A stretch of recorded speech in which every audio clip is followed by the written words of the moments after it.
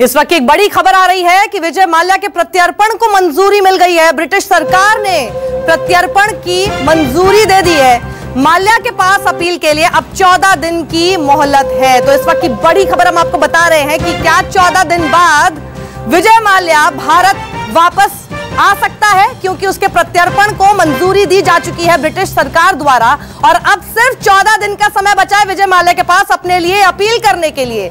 मोहलत का समय सिर्फ 14 दिन का, और अगर ये मंजूर नहीं होता और प्रत्यर्पण को जो मंजूरी दी गई है ब्रिटिश सरकार द्वारा वही जो ऑर्डर है वो ऊपर उसको सुपर इम्पोज करता है, तो विजय माल्या देश आएगा और विजय माल्या को वापस आना ही होगा, क्योंकि ब्रिटिश सरकार की तरफ से उसको भारत भेजने को लेकर प्रत्यर्पण को मंजूरी दे दी गई है। बड़ी खबर। हमारे एसोसिएट एडिटर संजीव त्रिवेदी हमारे साथ जुड़ रहे हैं। संजीव, क्या क्या खबर मिल पा रही है? देखिए, 3 कदम होते हैं ब्रिटिश कानून के अनुसार जिसके तहत कोई व्यक्ति प्रत्यर्पित होता है। 2 कदम तो चल लिए गए। पहला, जब वेस्टमिनिस्टर मैजिस्ट्रेट कोर्ट ने 9 दिसंबर 2018 को फैसला सुनाया था जिसके तहत वो भारत भेजा जा सकता है, ये तय कर दिया गया था।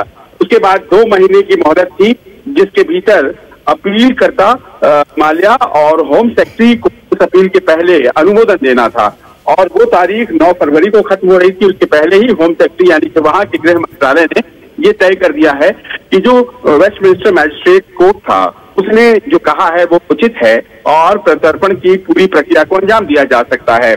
और अब केवल 14 दिन का फासला बचता है, वो तीसरा और आखिरी कदम होगा।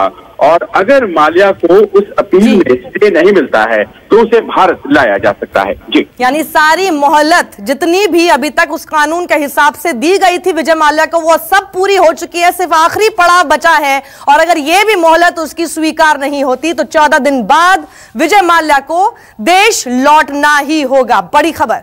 शुक्रिया हमारे साथ जुड़ने के लिए संजीव।